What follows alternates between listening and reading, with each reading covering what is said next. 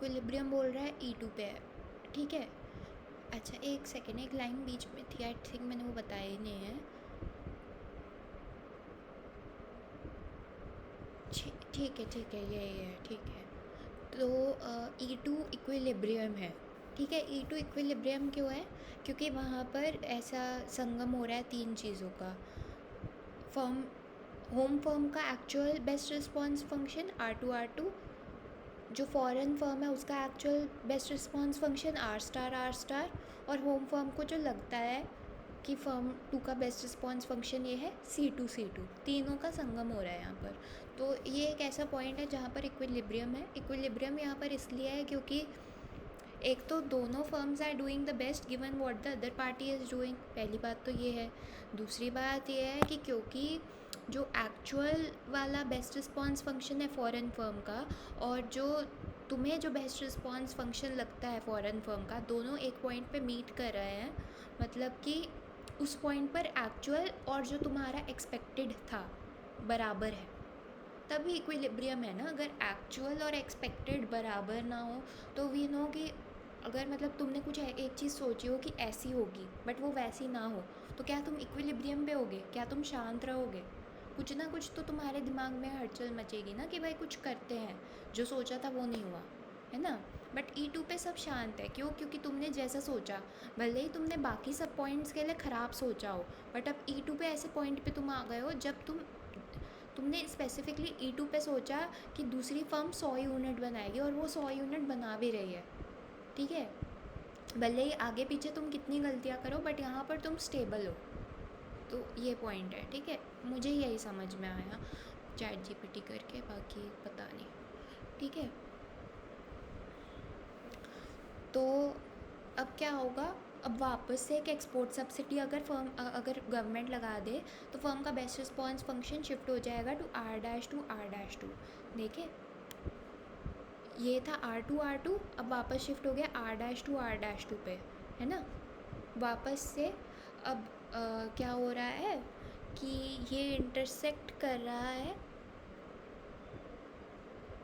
जो दूसरे वाले बेस्ट रिस्पॉन्स फंक्शन R* को P पॉइंट पर, ठीक है। तो ठीक है, तो एक्सपोर्ट सब्सिडी देने से तुम P पॉइंट पर पहुंच गए हो E2 से, and P point is definitely एक लोअर वाले आइसो प्रॉफिट कर्व पर, तो प्रॉफिट बढ़ गया, वेलफेयर इम्प्रूव हो गया। जो डिस्टिंक्टिव फीचर है of the case which is create is that home firm conjectures responsive to its actions.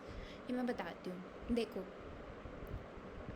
इस पूरी डायग्राम में बस एक ही चीज़ क्रिटिकल है, वो ये है कि होम फर्म को लगता है कि एक फॉरेन फर्म से उसको बहुत एग्रेसिव रिस्पॉन्स मिलेगा।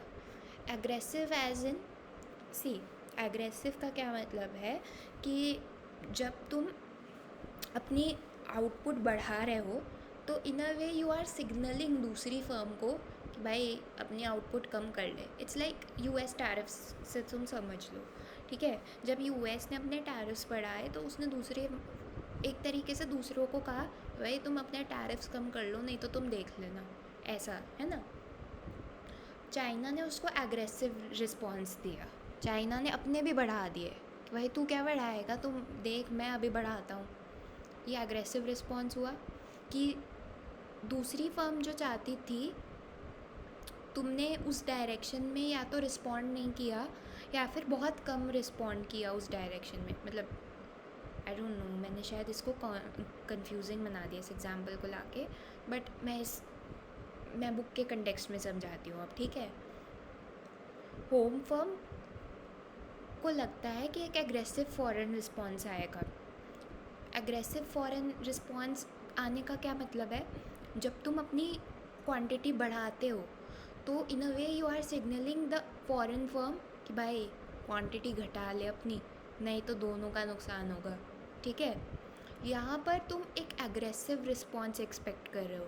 मतलब ये नहीं कि वो क्वांटिटी अपनी तुम्हारे बढ़ाने के चक्कर में और बढ़ा देगी, इतनी पागल नहीं है वो, ठीक है। उसका दिमाग अभी ठीक है, चाइना की तरह ख़राब नहीं हुआ, ठीक है।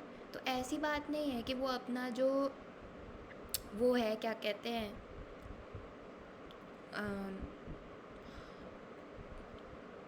ऐसा नहीं है कि वो उल्टी डायरेक्शन में चलने लग जाएगी। एग्रेसिव का मतलब ये नहीं है कि वो क्वांटिटी, कभी भी तुम्हें ऐसा लगेगा कि वो क्वांटिटी बढ़ा लेगी अपनी, उतना ट्रस्ट तुम्हें है कि वो अपनी क्वांटिटी घटाएगी जब तुम अपनी क्वांटिटी बढ़ा रहे हो तो। बट जब तुम एग्रेसिव रिस्पॉन्स उससे एक्सपेक्ट कर रहे हो तो दैट मीन्स कि तुम्हें लगता है कि वो अपनी क्वांटिटी बहुत कम घटाएगी, वो अपना मार्केट शेयर मुझे लेने नहीं देगी। That is what you are thinking, but actually में ऐसा नहीं है। अब हमें जो रिज़ल्ट मिला वो यही मिला कि अगेन एक्सपोर्ट सब्सिडी दी सरकार ने, बेस्ट रिस्पॉन्स फंक्शन बाहर शिफ्ट हो गया और तुम्हारा प्रॉफिट मैक्सिमाइज हो गया उससे, मतलब तुम एक बेटर प्रॉफिट पे आ गए। तो तुम कहोगे कि भाई इसमें और कूर्नो में क्या फ़र्क था? फ़र्क नहीं था, मतलब मेन कंक्लूजन में कोई फ़र्क नहीं था। एंड फ़र्क मेन कंक्लूजन में इसलिए नहीं था क्योंकि कूर्नो और ये केस क्वालिटेटिवली एकदम सेम है। कूर्नो में भी एक्चुअली में दूसरी फर्म, जब तुम अपनी क्वांटिटी बढ़ा रहे हो तो दूसरी फर्म उसको रिस्पॉन्ड कर रही है। बट कूर्नो में तुम्हें लगता है कि भाई अगर मैं अपनी क्वांटिटी चेंज कर लूँ, कुछ भी कर लूँ, दूसरी फर्म रिस्पॉन्ड नहीं करेगी। तो तुम उधर भी खुद को अंडर एस्टिमेट कर रहे थे, तुम यहाँ भी खुद को अंडर एस्टिमेट कर रहे हो। तो उस सेंस में दोनों सेम है एंड इसलिए रिज़ल्ट सेम है। इसलिए गवर्नमेंट को जो जिस तरीके से रिस्पॉन्ड करना चाहिए वो कूर्नो का और इस केस का सेम है कि तुम्हें इम्पोर्ट सब्सिडी दे देनी चाहिए। ठीक है, ये डायग्राम्स प्रैक्टिस करना प्लीज़।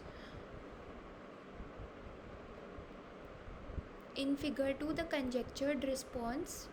अच्छा, अब लास्ट में इन्होंने जो मतलब इक्विलिब्रियम कहा है वो पी पॉइंट को कहा है। भले ही पी पॉइंट पर C2 जो है वो of course we can see कि C2 जो है यहाँ से कट थ्रू नहीं करके जाया हुआ इन्होंने दिखाया एटलीस्ट। तो आई एम नॉट श्योर इन्होंने ये क्यों नहीं दिखाया है। मतलब मैंने तो इक्विलिब्रियम ऐसे समझा था जिधर जो आपका कंजेक्चर वाला और दोनों एक्चुअल वाले बेस्ट रिस्पॉन्स फंक्शंस मीट करें। बट पी पॉइंट पर इन्होंने कंजेक्चर वाला गो थ्रू उससे नहीं करता हुआ दिखाया है। तो आई एम नॉट श्योर कि मतलब इक्विलिब्रियम उसी को कहेंगे जिधर से कंजेक्चर वाला भी पास करना चाहिए, या मेरे हिसाब से तो तीनों पास करने चाहिए तभी इक्विलिब्रियम होगा। कि तुम दिमाग में और खिचड़ी पका के बैठे हो और हो कुछ और रहा है, दोनों मैच नहीं कर रहा है, तो तब तक तो तुम इक्विलिब्रियम पे नहीं आओगे इन माय ओपिनियन। बट इन्होंने नहीं बनाया है यहाँ पर, या तो इन्होंने सिंप्लिसिटी के लिए नहीं बनाया है या जो भी कह लो। ठीक है, तो मुझे नहीं पता, वो मैं एक बार पढ़ के बता दूँगी तुम्हें। ठीक है, तो ये केस था। अब इसका ऑपोजिट केस बताया हुआ है। यहाँ पर जो होम फर्म है वो अपने आप को ज़्यादा 30 मार खा समझती है, वो दूसरे वाले की एग्रेसिवनेस को अंडर एस्टिमेट करती है। ठीक है, तो यहाँ पर क्या है, उसका best response function foreign firm का काफ़ी स्टीप है। ठीक है, मतलब वो स्टीप है, बट तुम्हारा कंजेक्चर वाला जो बेस्ट रिस्पॉन्स फंक्शन है वो उससे भी स्टीप है। तुम्हें लगता है कि तुम एक यूनिट थोड़ा सा तुम आउटपुट अगर बढ़ाते हो तो एक्चुअली में दूसरी फर्म अपना आउटपुट बहुत कम से घटाएगी, पर तुम्हें लगता है कि बहुत ही ज़्यादा घटा लेगी। ठीक है,